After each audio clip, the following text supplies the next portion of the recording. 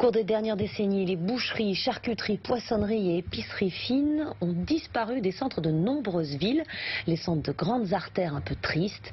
La solution se trouve peut-être dans les halles gourmandes. Ce sont des marchés couverts où l'on trouve des produits régionaux. Sont-ils l'avenir des petits commerces? Reportage de Barbara Six, Meilleur Moama avec notre bureau de Bordeaux.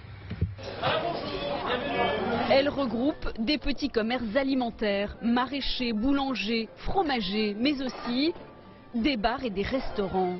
De nouvelles halles gourmandes qui s'implantent au plus près des habitants, dans des quartiers en construction ou à l'entrée de ville, souvent là où le commerce faisait défaut. Ces nouveaux temples de la consommation sont-ils l'avenir du petit commerce? Sur la côte basque, à Anglette, ce jeune entrepreneur a lancé le premier exemple de ce qui est devenu une success story. En 2015, il y avait un primeur, le Palais du Fruit, et une banque. Et puis des maisons d'habitation. Et donc on a construit ce projet, 1200 mètres carrés de commerce. Et puis on a décidé de créer un lieu qui crée le lien, un lieu d'ancrage où les habitants, les Anglois se retrouvent. 31 commerces louent un emplacement jusqu'à 2000 € par mois. Et c'est comme au marché, le primeur côtoie le boucher. Comme ça, c'est bien. Le fromager ou encore le traiteur. Leur point commun, des produits en circuit court, soigneusement présentés à des prix un peu plus élevés que sur les marchés traditionnels. C'est ce qui a convaincu cet indépendant d'ouvrir sa première rôtisserie. Merci beaucoup.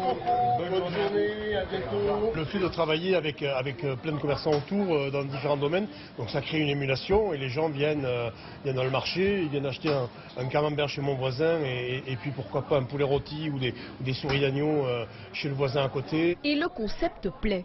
Les produits sont de qualité, les commerçants sont fort sympathiques. On aime bien l'ambiance, ça change des grandes surfaces. Alors on prend un petit café, voilà, on est bien. C'est l'autre clé de la réussite. Pour fédérer tout ce monde, les gérants se sont inspirés du petit café qu'on trouve sur la place du village. Ça va, oui, en forme. On prend un petit café. À Anglette, il manquait un centre comme ça pour se réunir. Bon, en bord de plage, il y a du monde l'été, mais ici, dans le centre, il y avait moins d'activités, enfin, moins d'endroits où on se réunissait, quoi. Aujourd'hui, le gestionnaire va ouvrir sa 9e halle à Angers et brasse un chiffre d'affaires de 12 millions d'euros par an. Si ce modèle privé fonctionne, d'autres existent depuis des décennies.